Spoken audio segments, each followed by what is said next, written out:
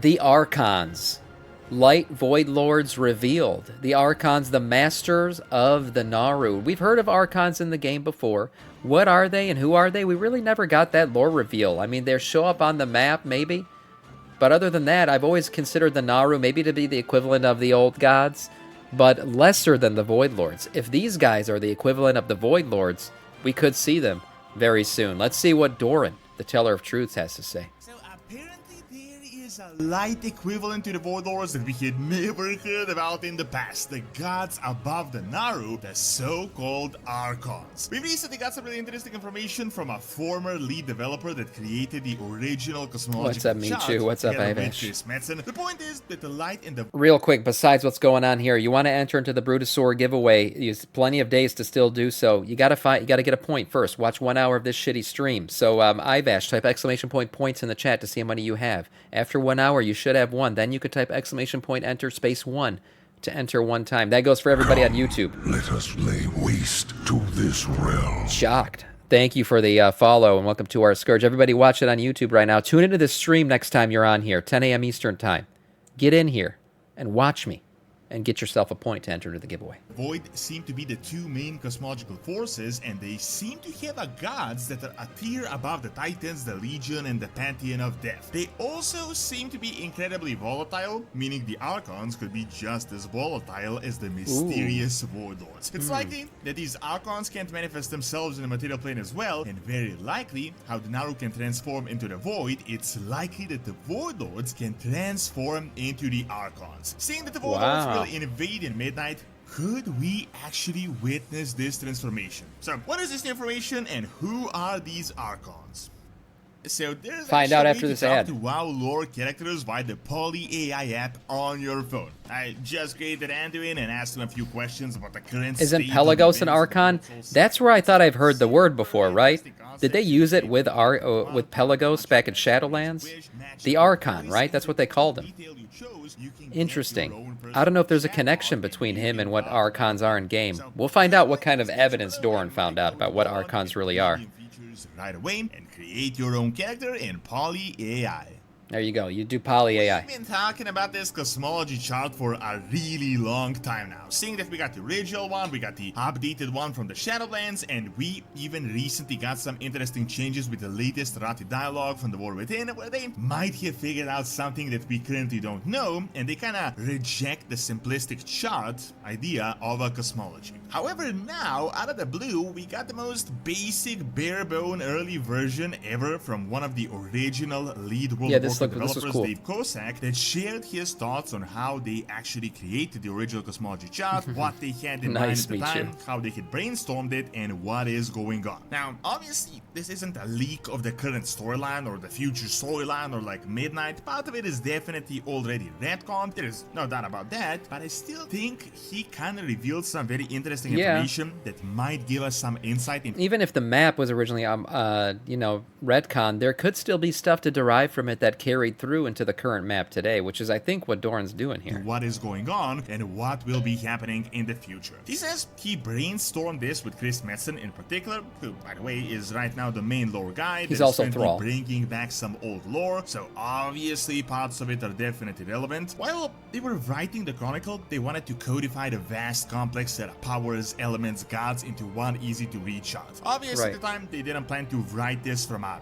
Titan perspective as it currently is, but it is nonetheless super interesting. So interesting enough, they didn't want to make this a good or evil spectrum, very simplistic, but they wanted something much more nuanced. In fact, Dave Kosak... So this was the original, huh? Well, look at this. So we got Titans, Dream, Naru on the light side.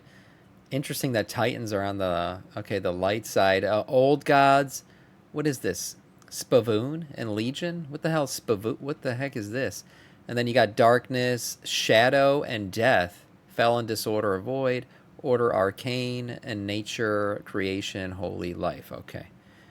Oh, is this Shadow? Oh, it is Shadow. Yeah, Spavoon. I don't know where the hell I got that from. Okay. Much more nuanced. In fact, Dave Kosak originally started this idea with a Something 3D order version light. of the cosmology, which is incredibly interesting. As you might remember, a few years ago, people realized that the cosmology gets really interesting when you actually put it into 3D, and some dots fall into place, and that is probably because they already... Pelagos is the Arbiter, not the Archon. Okay, so where we've heard Archon before, though. Is Archon something that was related to, what's it called? The Angel guys? The Archon? I feel like we've heard it before. It was in Shadowlands, right? But it might have been, that might be something he has to retcon, because it might just be a term that they used willy-nilly, because a lot of that shit happened in Shadowlands. A lot of Shadowlands lore is completely broken. Yeah, we did hear it in Shadowlands. Yes, we did. The Archon. I remember hearing that. Originally created it in 3D. He did say that the light and the void are the closest concepts we have in the Warcraft universe to the good and Maybe evil, he'll talk but about it. It is definitely a lot more nuanced and not as black and white, and later Yeah, on, the leader of the Angel guys was the Archon. Okay, that's what I thought. Yeah, that's who it was. There was that girl, that chick, right? The one who got stabbed by Anduin in the cinematic. She was the Archon. Yep, the leader of the Archon was the leader of Bastion. Yeah, the Archon was the leader of Bastion. Yep. Yeah, okay, good. I'm glad we got that straightened out.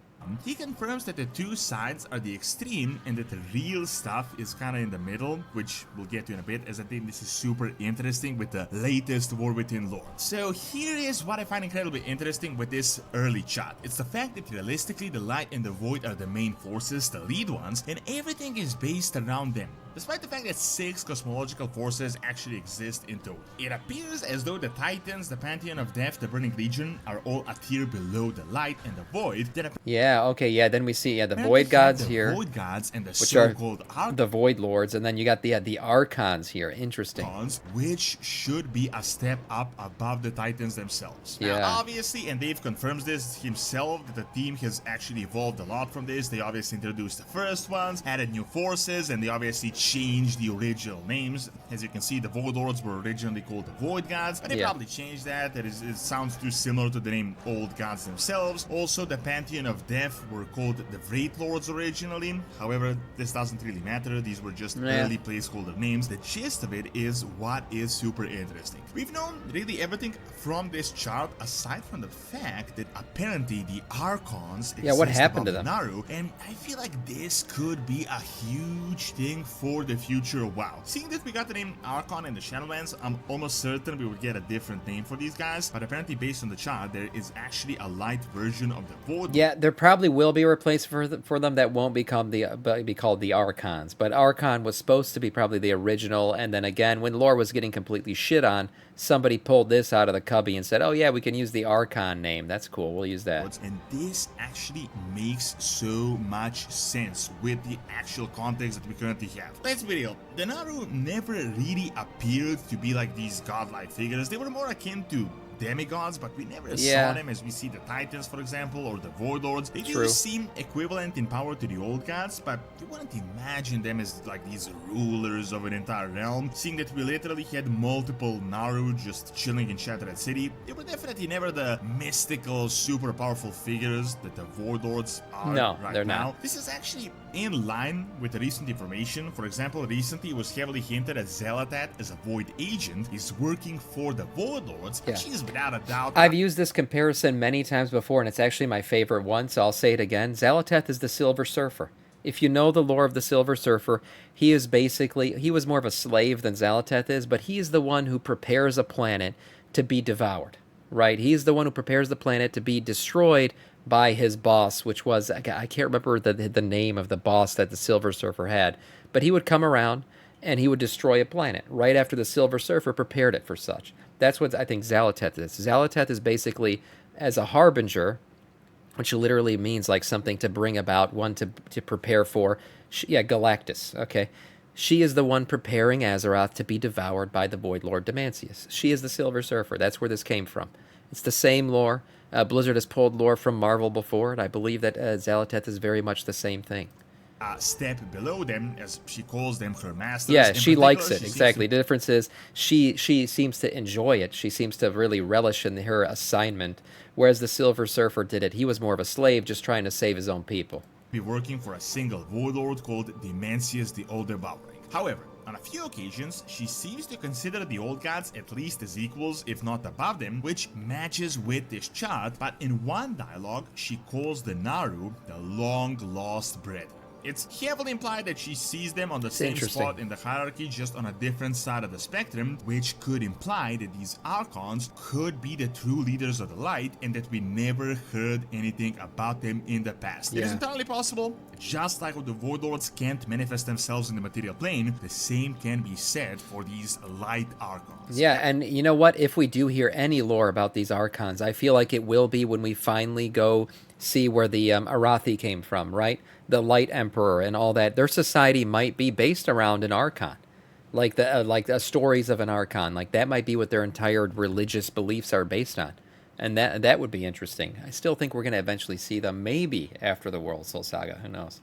Now here's what is incredibly interesting. You might remember this really weird connection that Blizzard never really explained, and they always kept this vague. Naru can transform themselves into void gods, and apparently there are like two sides of the same coin, and why has really that been the case? Well, someone asked Dave, who worked on the original cosmology, and his entire response was that the Naru are also volatile, similar to the Void Lords. The true balance is in the middle, and the light and the void are two extremes I'll have to check it out, of this DJ. one single spectrum. By this logic, it would make sense that there is actually an equivalent to the Void Lords on the light side of things. Yeah. These guys also might not be as nice as we might think they are.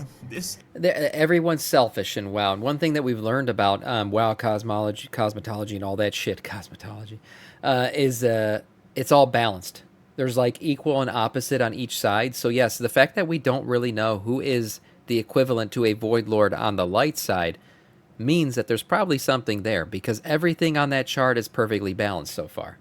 That would make it unbalanced. So there probably is something there. Are they called Archons? Probably not anymore, because that got ruined in Shadowlands, but there is an equivalent, and we just haven't met him yet, or figured out who it is yet. Extreme end could explain why sometimes the light appears as evil, but in a lot of places it is actually good, especially on Azeroth. Like, when it is in the middle, this is like where we are mainly good, but when we reach the end side of things, the Naru side of things, we see the fanaticism, the forced conversions, the invasions of the Shadowlands, and so forth. I also think this is related to Azeroth and the Beledar type crystals that we currently have in the War Within. I'm almost certain that the entire neutral world soul thing that they're pushing right now and everyone trying to convert it is really a later invention and possibly related in a way to the first ones that they had recently introduced. Yeah. However, there is something Look, when it comes to the first ones, and that was a perfectly timed comment, Govia, is I don't think they're going to retcon the first ones, but I think they're just kind of let it go away. They're just going to say, yeah, the first ones are there. They made things. They did things.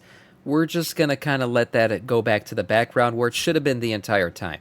There's one issue when it comes to lore that you never want to cross this line. You never want to really peel back the curtain completely and reveal everything. When you start to do that, you really start to take away the magic from the game. You start to take away the magic from the world itself. And I think the first ones kind of did that. It was a bit too much. We went a bit too far. The PP went a bit too deep, I guess you could say.